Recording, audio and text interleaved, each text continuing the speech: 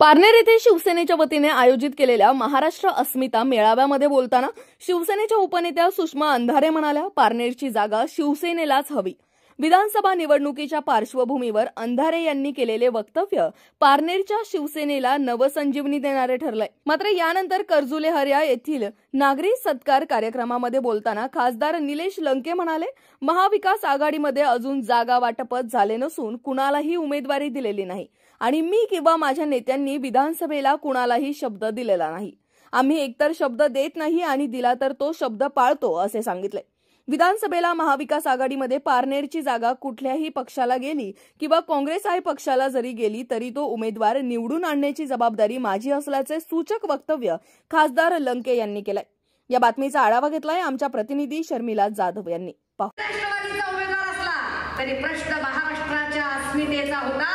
या महाराष्ट्राची अस्मिता वाचवायची असेल तर इथं आता आपल्याला भाजपचा पक्ष फोड्या संस्कृतीचा पडाव करावाच लागेल असं म्हणून आपण सुजय विखेंची सीट पाडली आणि ती सीट पाडतानाच इथे सांगितलं गेलं होतं। त्यावेळेला सगळेजण म्हणत होते की होय पारनेर मधनं निलेश भाऊ आता पुढे चाललेले आहेत आणि ते लोकसभा लढणार आहेत, पण पारनेरची जागा रिकामी होईल। मग काय करावं तर पारनेरची जागा इथे आम्ही मशाल पेटवण्यासाठी राष्ट्रवादीच्या आता ते शब्द त्यांनी तेव्हा दिला होता आणि मला खात्री आहे की ते सुद्धा शब्द पाळणारे आहेत। महाविकास आघाडीतला एक महत्त्वाच्या पक्षाची जबाबदार पदाधिकारी म्हणून महाविकास आघाडीतल्या एका जबाबदार पक्षाची नेता आणि प्रवक्ता म्हणून अत्यंत जबाबदारीने आणि गांभीर्याने माझ्या पक्षप्रमुखांकडे विनंती करते आणि जाहीरपणे या सभागृहातून सांगते की आम्हाला पारनेरची जागा हवी आहे आणि आम्ही पारनेरची जागा आम्हाला ही पारनेरची जागा हवी आहे। आणि डॉक्टर श्रीकांतजी तुमचं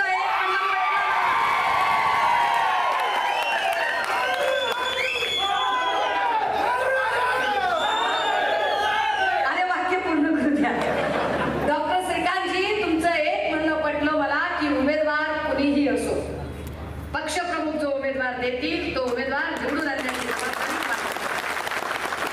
कारण अहमदनगरमध्ये आम्हाला आमच्या शिवसेनेचं अस्तित्व ही मशाल धगधगती ठेवायची असेल तर आमच्यासाठी पारनेरची जागा अत्यंत महत्वाची आहे आणि आम्हाला विश्वास आहे उमेदवार श्रीकांतजी असतील उमेदवार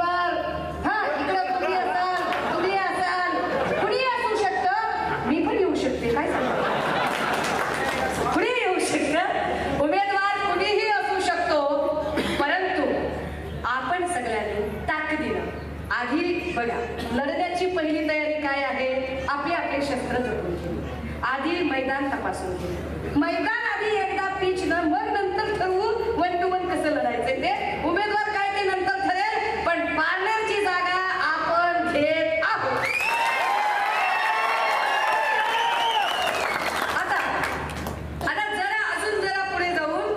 एका तगडे बरोबर लढत होती ती आपण जिंकलेली आहे। म्हणजे परंपरा आपण राखली। ग्रामपंचायत ते लोकसभा असा प्रवास आपण केला। मागच्या आमदारकीला सुद्धा आपण विधानसभेच्या उपाध्यक्षांचा पराभव केला।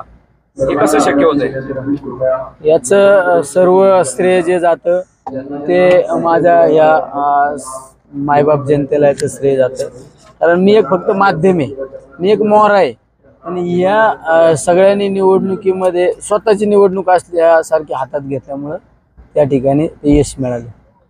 आता विधानसभेला सुद्धा महाविकास आघाडी एकत्र आहे, म्हणजे काँग्रेस असेल किंवा राष्ट्रवादी पवार साहेबांचा गट असेल, उद्धव ठाकरे साहेबांचा गट असेल, हा एकत्र आहे आणि विधानसभेला सुद्धा महाविकास आघाडी झालेली आहे। तर या ठिकाणी राणीताई लंकेचं नाव पुढे येताना दिसतंय प्रकर्षाने। नाही, महाविकास आघाडीची अजून कुठली जागा वाटप झालेली नाही, आणि महाविकास आघाडी आदरणीय पवार साहेब असो, आदरणीय उद्धव साहेब ठाकरे असो, आदरणीय थोरात साहेब असो, हे या राज्यामधील महाविकास आघाडीचे प्रमुख नेते। त्यामुळे या महाविकास आघाडीची अद्यापर्यंत कुठली जागा वाटपच झालेली नाही। जागा वाटप झाल्याशिवाय उमेदवार कुठल्या डिक्लेअर होणार नाही। जागा वाटप झाल्यानंतर सुद्धा पक्ष जो उमेदवार देतील त्या उमेदवाराचं काम करणं हे माझं कर्तव्य असणार आहे। सध्या जर तिकीट जर दुसऱ्या पक्षाला एखाद्या गेलं पारनेर तालुक्यात, महाविकास आघाडीचा प्रत्येक मतदारसंघातला आमदार निवडून आला पाहिजे, ही आमची सगळ्यात महत्त्वाची भूमिका आहे. त्यामुळे उमेदवार कोण यापेक्षा महाविकास आघाडीचा उमेदवार निवडून येणं आमच्यासाठी महत्त्वाचं आहे.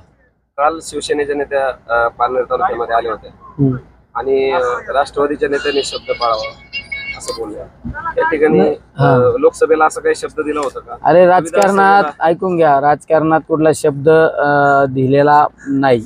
माझ्या समोर तरी मी किंवा माझ्या नेतृत्वाने कुठला शब्द दिलेला नाही.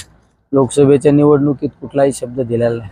जे कोणी शब्दाचं बोलत असतील त्यांनी कोणासमोर शब्द दिला हे पहिलं त्या ठिकाणी क्लिअर केलं पाहिजे. उगाच चुकीच्या पद्धतीने गैरसमज निर्माण करणं हे चुकीचं आहे. लोकसभेला कुठल्या निवडणुकीला मी तरी कुठल्या निवडणुकीला शब्द देत नाही. मी किंवा माझ्या नेत्याने एखादा शब्द दिला तर तो शब्द पण आम्ही पाळतो, सगळ्यात महत्त्वाचं. पण या लोकसभेच्या निवडणुकीत कुठल्याच मतदारसंघाबाबत कुठलीही कमेंटमेंट झालेली नाही. महाविकास आघाडीमध्ये जर पारनेर तालुक्याची जागा दुसऱ्या पक्षाला दिली तर आपण काम करणार आहोत. अहो कुठल्याही पक्षाला दिली, उद्या काँग्रेसला जागा दिली तरी मला तो काँग्रेसचा आमदार निवडून आणावा लागणार आहे.